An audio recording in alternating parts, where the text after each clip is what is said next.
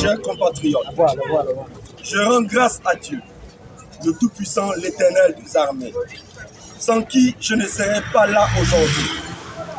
Car j'ai été enlevé le 25 août 2023 à la veille des élections générales, dans l'objectif d'être assassiné. Je devais être exécuté par une balle dans la tête, comme cela m'a été dit par mes ravisseurs qui attendaient des ordres pour m'exécuter. Au moment où j'ai été libéré, le 21 septembre, tard dans la nuit, j'étais le dernier des Gabonais à ne pas savoir que le pays était libéré depuis 3 semaines. Lorsque j'y repense, si je n'ai aucun doute sur les commanditaires, je me pose la question de savoir si cet escadron de la mort fait partie des services d'État ou il s'agit de mercenaires. Dans tous les cas, je me réserve le droit, en accord avec mon avocat, de porter plainte dans les prochains jours à Nourdine Bongo Valentin et sa bande pour cette tentative d'assassinat, alors que mon seul crime est d'avoir dit non à une fois encore à une nouvelle forfaiture au sommet de l'État. À l'heure où je vous parle, je serai mort, constatant en esprit que le Gabon a été libéré de ses nouveaux ravisseurs, mais Dieu en a décidé autrement, car il était mon dernier recours et mes prières ont été exaucées. Que l'Éternel des armées soit loué, car c'est lui qui a inspiré et assisté les armées gabonaises pour mettre fin à cette mauvaise page de l'histoire de notre pays, écrite depuis des années par des gens qui pensaient être dans un magasin de jouets, où les enfants veulent tout, déplacent tout et confondent tout. J'exprime donc aussi ma profonde reconnaissance envers le général Brice Oligui Nguema, à tous les généraux et toutes les forces de sécurité et de défense nationale dont la bravoure a conduit notre nation hors des ténèbres pour arriver vers l'admirable lumière de la liberté que nous savourons aujourd'hui. Cependant, je ne peux prendre la parole aujourd'hui sans rendre un vibrant hommage aux héros émérites de notre nation, à tous les combattants de la liberté, ceux qui ont vaillamment lutté pour notre cher pays. Parmi eux, nous saluons la mémoire des martyrs dont Germain Mba, Joseph Renjambe, Lukaka Sindiengi Mukwati, Martin Noulabou, sans oublier les oubliés.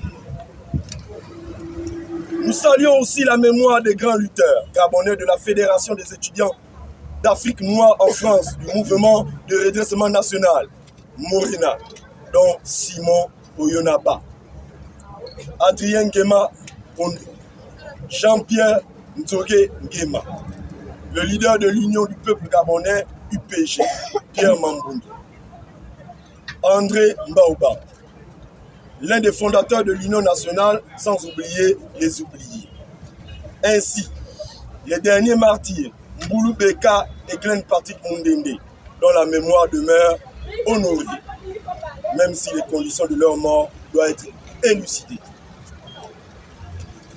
Mesdames et messieurs, chers compatriotes, après avoir rendu hommage à nos dignes héros, je me dois aussi de rétablir la vérité sur mon combat et sur le personnage du général Demapa. Mon nom de naissance est Gaël Koumba Ayumi. Je suis originaire de Ndende, dans le sud du Gabon. Je suis d'une famille dont les 2 parents ont servi avec distinction dans les forces des armées. J'ai un parcours éducatif clair à travers différents établissements, notamment le lycée d'État Paul-Marie Yembi de Ndende, le lycée Paul Emaneyeke de Lambaréné, le lycée Léomba de Libreville et le lycée technique Omar Bongo. En tant que lycéen, je rends hommage au proviseur Salomon Kabinda, le boss, mon autre père, parti très tôt. Que la terre lui soit légère. Mes études supérieures ont débuté à l'université Omar Bongo, puis à l'Institut supérieur de technologie, IST, et à l'université Paris 12 Créteil en France, où j'ai obtenu un diplôme en gestion des ressources humaines. Je ne suis pas donc ce voyou que ces jeunes inconscients ont voulu faire croire. Je n'ai jamais été inquiété par la justice pour des infractions telles que le vol, le viol, l'escroquerie ou le meurtre. Si quelqu'un avance de telles allégations, je l'invite à fournir des preuves tangibles pour étayer mes accusations. Je ne suis pas un bandit. J'aime mon pays. J'aime mon peuple. Et c'est à cause de la défense de Mapane que je n'ai plus jamais connu la paix depuis 2015. Mais, malgré les menaces, les intimidations et la prison, je n'ai jamais renoncé à mon destin et à mon œuvre envers les plus nécessités. Je suis aussi père de famille et promoteur du groupe Mapane Média, dont la radio Mapane FM innove depuis plusieurs années avec des émissions notamment dans le jargon des Mapane. Même si, depuis 2016, certains conspirateurs ont décidé de faire de moi un membre actif de la communauté des 64 000 chômeurs que compte le Gabon selon les données du cabinet McKinsey. Conscient des difficultés de ma communauté, je me suis autoproclamé général des Mapane, ce Robin de Bois qui décide d'aller chercher ceux qui en ont pour partager aux miens qui n'en ont pas. Le général des Mapane est un leader d'opinion qui a fait ses preuves au sein de l'armée du Mapane, dont il est le guide incontesté jusqu'à ce jour. Notre organisation a entrepris de nombreuses actions visant à améliorer les conditions de vie de nos concitoyens. Nous avons plaidé avec succès pour la construction de la passerelle dans différents quartiers de Libreville, dont la passerelle de plein ciel Bellevue 3. Le lycée technique, le lycée d'État, pardon, et celui de Léomba, le lycée Léomba, du PK6 et du PK9. Et avons œuvré pour restaurer les valeurs de partage, d'entraide et de solidarité qui caractérisent notre culture dans le Mapane. L'une de nos réalisations, les plus récentes est la construction d'un bâtiment moderne à l'hôpital de Mélène, destiné à la rééducation fonctionnelle des personnes âgées du service gériatrie. Cette initiative a été rendue possible grâce à une contribution financière de 25 millions de nos bienfaiteurs. Mais avant, nous avons, grâce à une chaîne de solidarité non partisane, aidé une veuve qui avait appelé au secours à avoir une maison rénovée et entièrement équipée à la baie du Cochon. 12 arrestations arbitraires et 2 injustes peines de prison, toutes conclues par un verdict non coupable.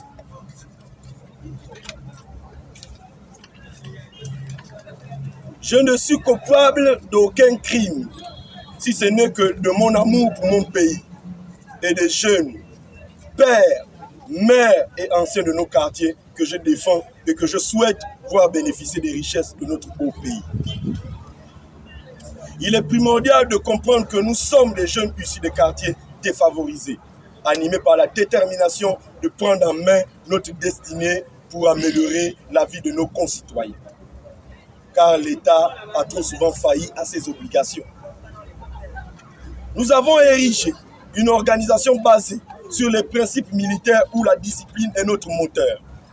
Cela nous a permis de devenir un groupe de pression influent, défendant les intérêts de nos compatriotes à tous les niveaux. Il est essentiel de noter que notre organisation englobe une diversité de domaines bien loin des stéréotypes que certains peuvent entretenir, car une partie de nos troupes, notamment les intellectuels, sont invisibles. Aujourd'hui, une nouvelle ère s'ouvre devant nous et nous n'avons pas l'intention de rester en marge. Nous sommes résolus à soutenir activement le comité pour la transition et la restauration des institutions. Je sais que vous voulez tous que je dise où j'étais récemment. À ce sujet, j'ai déjà donné une interview dans le journal Gabon Revue.